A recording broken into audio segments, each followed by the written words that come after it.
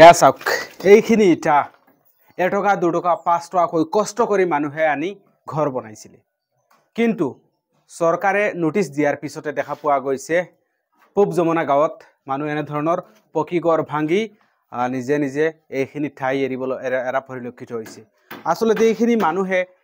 সহ্য কৰিব পৰা নাই ইমান কষ্টত হেয়া চাওক আপোনালোকে দেখা পাইছে ইটা এইখিনি চাওক আপোনালোকে আসলতে কাঠৰে চৌকাট বনাই ৰখা আছে এইখিনি বচাবৰ কাৰণে মানুহে বহু কষ্ট কৰি ভাঙি নিজৰ বস্তুখিনি ৰক্ষা কৰি আছে আৰু এইখিনি ইয়াৰ মানুহ প্ৰায় 40-50 বছৰৰ পৰা আৰু আগৰ পৰা ইয়াতে আছে বসবাস কৰি আছে কিন্তু বৰ্তমান সময়তে চৰকাৰে নোটিছ দিয়াৰ পিছতে দেখা পোৱা গৈছে যে মানুহ এইখিনি স্থানৰ পৰা এৰা পৰিলক্ষিত হৈছে আসলতে দুখ লাগি আছে আৰু এইখন খুৰা এজনৰ অৱস্থা দেখি মই মানে আসলতে খুৰা অলপ আপুনি আহক আপনারা আসলে দেখলে বরদাস্ত করতে পারতেন না ও চাষার অবস্থা আমি দেখি আমার নিজের বরদাস্ত হয়েছে না চাষা আপনি এই জায়গাত কত বছর তেন আছেন 50 বছরের ভিতরে 50 বছর তেন আছে 50 বছর থেকে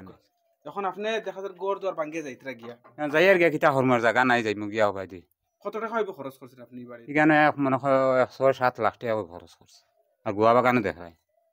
আপনি নিজে খামাই করছেন নিজে কর্ম করি এটা আপনি খরচে সামারসিবল লাগাইছেন তোরা দেখাইবেন আমরা সামারসিবলটা আপনি যা কষ্ট লাগাইছেন তোরা দেখাইবে আপনারা অটো ওখানো দেখবা যে কত লাখ টাকা 1 টাকা 2 টাকা 5 টাকা করে খরচ করি আছে চাই গড় ওখান বানাইছো না লগে সামারসিবল ফিটিং করছেন আপনারা আমি সামারসিবল দেখাইমু মানে নিজে একমাত্র নিজে উপার্জন করছেন নিজে উপার্জন করিয়া আর ও দেখো পানি দেখো কত টাকা ইনভেস্ট করিয়া চাই এই গড়িখান বানাইছেন খরে দিয়ে আপনারা দেখবা লেট্রিন বাথরুম ও দেখো আপনারা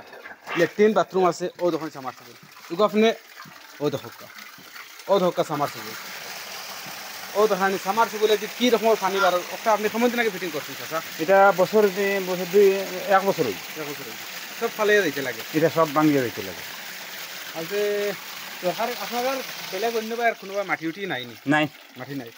সরকারের উপরে ওখানে তো আবদার করা লাগবে যে দুদিন ফারা যায় এরা মানুষের দুদিন ফারা যায় এরা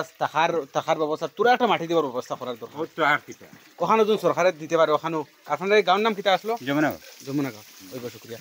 এবাৰ চাওক আপোনালোকে সামাৰসিবল লগাই ৰখা আছে লেট্ৰিন বাথৰুম পকী ঘৰ এইখিনি এৰি মানুহ যাবলগীয়া হৈছে আচলতে ক'বলৈ ভাষা নাই যিহেতু চৰকাৰৰ পৰা নিৰ্দেশ আহিছে নোটিছ আহিছে এইখিনি সকলোৱে মানিব লাগিব এইখিনিয়েই আচলতে মোৰ ইচ্ছা নাছিলে ভিডিঅ' দিয়াৰ তথাপিও এইখিনি দেখি বহুত বেয়া লাগিছে চ' আপোনালোকক দেখুৱাব বিচাৰিছোঁ যে মানুহে কিমান কষ্ট কৰি 50-60 বছৰৰ পৰা এইখিনি স্থানতে ইয়াতে আছে দবেশত মানুহৰ এই মৰমৰ এই ঘৰ বাৰী তামোল বাগান এইখিনি এৰি যাবলগীয়া হৈছে আৰু দেখি বেয়াও লাগিছে আৰু অৱশেষত সকলো মানুহৰ এটাই আবদাৰ এটাই ৰিকুৱেষ্ট যে মানুহৰ ধান পকি আছে আগুন মাহ আহি আছে যদি পৰা যায় অলপ সময় দিব লাগে যেহেতু এইখিনি বিনষ্ট কৰি লাভ নাই ধানখিনি নষ্ট কৰি 1 টকা ফায়দা নহ'ব গতিকে মানুহক যদি অলপ সময় বৃদ্ধি কৰি দিয়া হয় ঘৰ ভাঙিলে অসুবিধা নাই যদি সময় বৃদ্ধি কৰিব পৰা যায় ধানখিনিৰ বাবে এইখিনি ৰাইজৰ বা মানুহৰ এইখিনি আবদাৰ আৰু যদি মানুহখিনি আমাৰ ভাৰতীয় হয় আৰু যেহেতু আমাৰ মৌলিক অধিকাৰ অন্ন বস্ত্ৰ বাসস্থান গতিকে মানুহৰ এইখিনি ব্যৱস্থা কৰি দিয়াৰ প্ৰয়োজন বাসস্থানৰ মাটিৰ যদি ভাৰতীয় মানুহ এইখিনি ব্যৱস্থা কৰি দিয়াৰ চৰকাৰৰ দায়িত্ব গতিকে আশা কৰোঁ এইখিনি ব্যৱস্থা কৰি দিব বুলি ধন্যবাদ।